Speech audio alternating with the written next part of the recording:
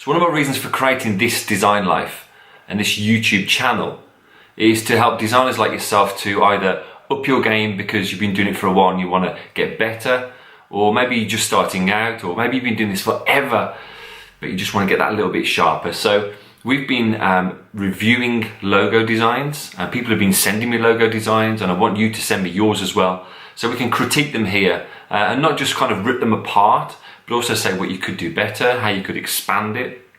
Maybe it's just perfect as it is. So this is another logo critique session, and we're going to dive straight in.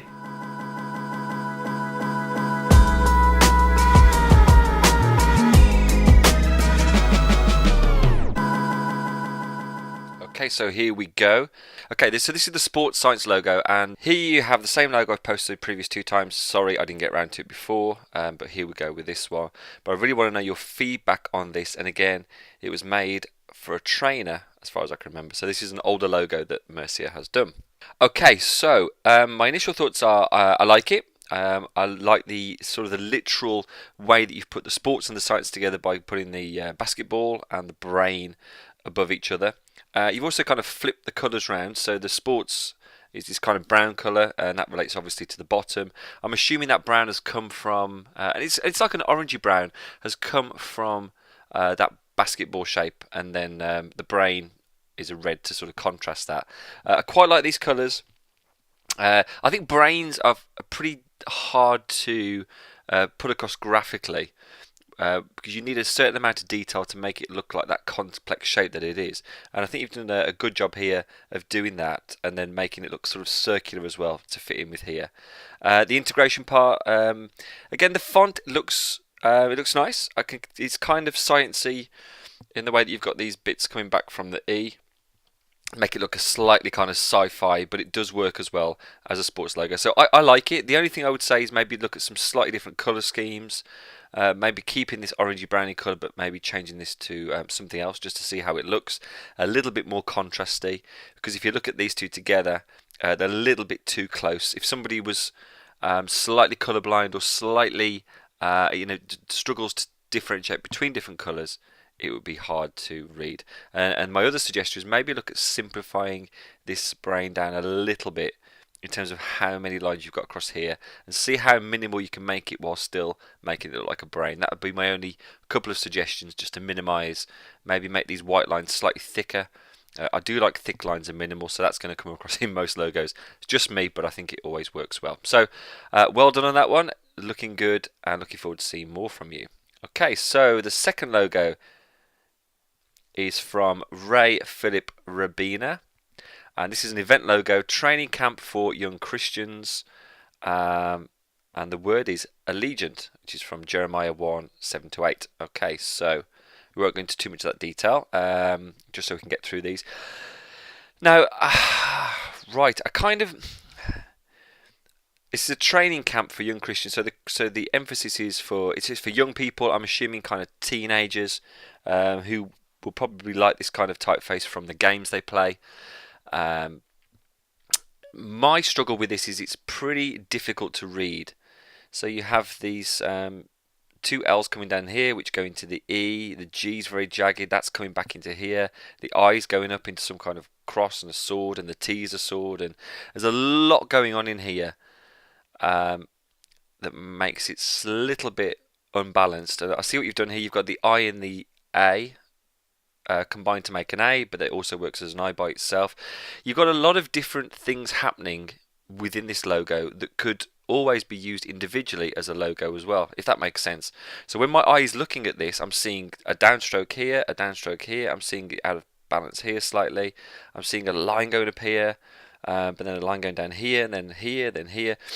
I hope you can see what I mean by that. There's a lot of different lines going off in different ways. Now if this was a poster, and this word was a one-off poster, then great. But as it's a logo, I think it's a little bit too complicated for my liking as it is. I think you could simplify some of this, or maybe pull one, maybe leave this bit here. I quite like the way the L's become the E, but maybe if you got rid of that bit there, it would have been a bit simpler. So again, if you are going to interlock letters, this E needs to become slightly back up here, just so that G fits nice and snug inside of there.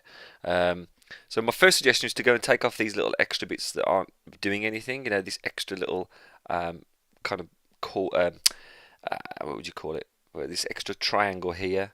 The way that slopes up there would have been nice if it was straight with here. That little kind of nugget there. Maybe just try and do a slightly simpler version to get across the feeling that you want without all these different angles going on. And obviously the background you've put it on only emphasises more these kind of angles. And what that does to somebody looking at it, it makes them feel slightly agitated because of so many things happening. Whereas what you want them to do is feel like, I want to be part of this training camp. I'm a young Christian. It feels like something I want to be part of. I want to be in it. So I hope that makes sense. So overall I like it, but it's just slightly overworked. You need to rein it back in again, Ray. So I hope that's useful. Okay, so Sergei. I'm so sorry about the name pronunciations. So Tool City Collision Centre. Now we had a bit of a backward and forward chat on this because I wasn't sure what Tool City meant, but I think Tool City is the city he's from, so it's kind of like a nickname for the city, so that's cool. That will make sense to people looking at it. Now again, from a typography point of view, a little bit like the last logo, there's a lot of different things going on here. There's L's connected up, there's some letters coming lower than the T and the C. That C is raised for no real reason, apart from to kind of align up with the top of here. So because it's all in uppercase, I would expect all the letters to be the same kind of height, and they aren't. And to me, it just looks like things are going up and down as you go across the logo. And again, it's slightly uncomfortable to look at, but really it's just the typeface that you've chosen to use. I'm assuming this is the typeface below as well. And I'm going to make a guess, and correct me if I'm wrong, that this is a free typeface. And the reason I know it is because some of this spacing between the letters that would normally be automatically corrected are really off. So that gap there is way too big compared to the rest. That gap there between the C and the O is way too big than the rest. The gap between the T and the A is far too wide compared to the L here as well. So this is just all about what we call tracking between letters, and this is something you can learn more about if you're a designer. Some of you will probably already know, some of you will be going through this process of learning. But when you have a word like this, there's a lot of rules and we won't go into it now, but just have a look and a glance and see which letters are purposely way too far away that you need to pull in a bit. So the gap between the T and the A, you need to pull that in, and the gap between the I and the T, you need to pull that apart because it's way too tight. And the way this T comes down and kind of touches the Y, it looks a bit uncomfortable as well. So overall, it's the typeface you've chosen rather than the way you've treated it. But if you are going to stick with that typeface, then just maybe make those tweaks around it. That's something you can do in Illustrator. We'll do a separate video on that. So you've got the typeface, and then you've got the city above. Now this unfortunately looks just like clip art that's just been banged onto there, as opposed to a well thought out silhouette or graphic. So again, if this is how you're going to go, what would be good is to take elements of this, even if you had half of it, and maybe simplify it down a bit and turn it into more of a recognizable monogram. Again, if you know what monograms are, research that as well, because that's an important part of logo design.